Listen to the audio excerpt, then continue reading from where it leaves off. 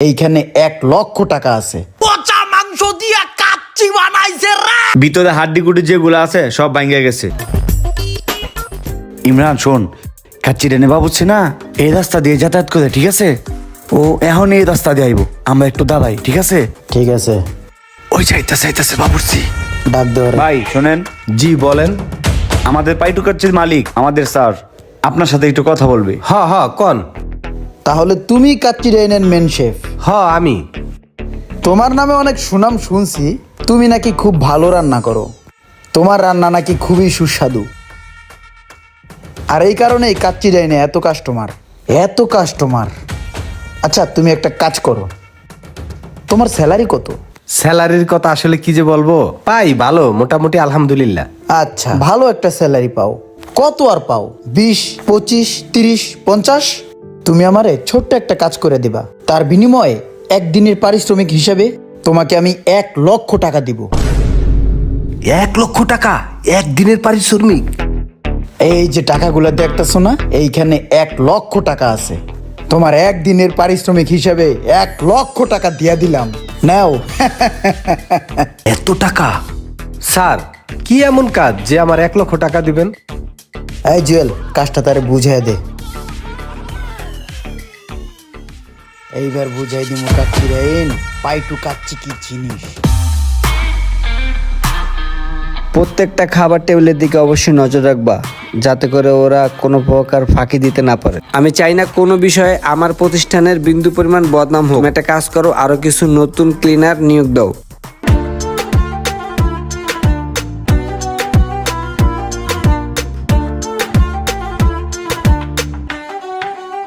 ওয়ালাইকুম আসসালাম। কাচ্চি ডেনের ভিতরে ঢুকলেই মাথাটা গরম হয়ে যায়। আমার রেস্টুরেন্টে একটা কাস্টমার নাই, কি এমন স্বাদ পাইলো কাচ্চি ডেনের ভিতরে। স্যার এদিকে আসেন, এই যে এই টেবিলে বসেন।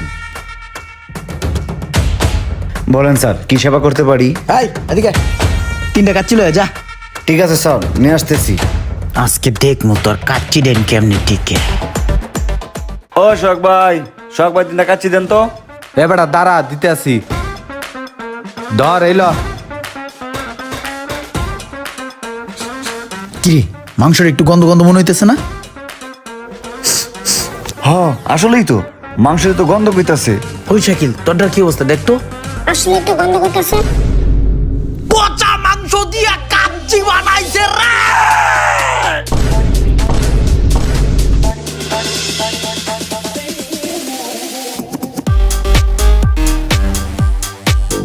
পচা মাংস? তাড়াতাড়ি আয়, দেখি কি হয়েছে। কি হয়েছে স্যার, কোনো সমস্যা? বাটপারি কয়দিন ধরে শুরু করছস? এই গোস্তটা দেখতো গন্ধ কয়নি? এটা পচা গোস্ত, বেটা ধইরা দেখ। পচা গোস্ত মানে? এ বেটা গন্ধ হইছে, দেখ তুই দেখ বেটা, গন্ধ হইতেছে, মানুষ খায় দেখ।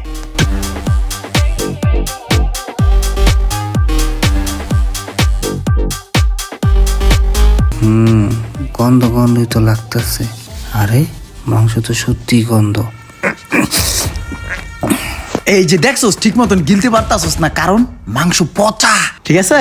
ওই শাকিল, ওই তোর না ইউটিউব পেজে টিকটক আছে, ওখানে ভিডিও করে সেরা দে, পচা মাংস দিয়ে দে কাচ্চি বেচে। আরে ভাই কি করতেছেন আপনি? আরে ভাই ভিডিও কেন করবেন আপনারা? আরে আজ বিষয় তো আমি তো চেঞ্জ করে দিচ্ছি।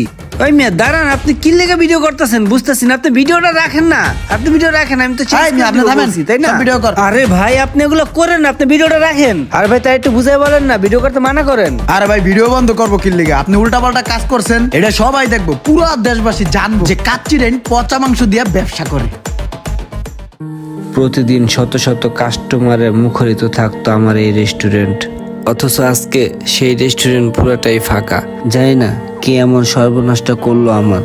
হে আল্লাহ, আমি যদি সঠিক হয়ে থাকি তাহলে তুমি অবশ্যই তার ফলাফল আমাকে দিবা।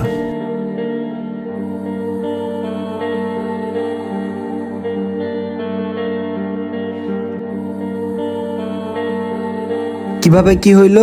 রেস্টুরেন্ট থেকে বাসায় যাওয়ার সময় রাস্তায় একটা প্রাইভেট কার ধাক্কা মারা দিছে। ভাই এখন কন্ডিশন খুবই খারাপ, ভিতরে হাড্ডি গুডি যেগুলো আছে সব ভাঙ্গে গেছে। ডাক্তার বলছে আগের পজিশন যাইতে কমপক্ষে 6 মাস লাগবে। আচ্ছা শোনো, এর চিকিৎসার জন্য যত খরচ লাগে সব খরচ অফিস থেকে আইনা দিয়া দিবা। আর যেহেতু 6 মাস কাজ করতে পারবে না, সেই ক্ষেত্রে সোহাগ ভাইয়ের বেতন সোহাগ ভাইয়ের পরিবারের কাছে অগ্রিম বুঝাইয়া দিবা, ঠিক আছে? প্রতি মাসেরটা প্রতি মাসেই দিও, ঠিক আছে? চলো। স্যার একটু শুনেন, একটা কথা ছিল স্যার।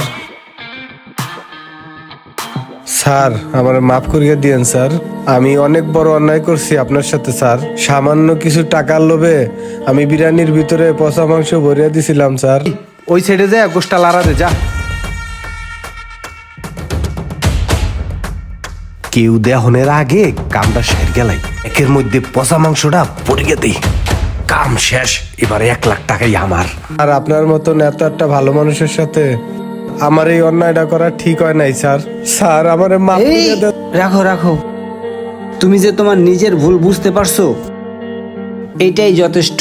মানুষের ক্ষতি মানুষ কখনো করতে পারে না, এক আল্লাহ ছাড়া মানুষকে কেউ কখনো হেয় করতে পারে না। সম্মান দেওয়ার মালিকও আল্লাহ, সম্মান নেয়ার মালিকও আল্লাহ। যাই হোক, যা ভুল করছো এখন এগুলা ভুলে কাজে লেগে যাও, ঠিক আছে?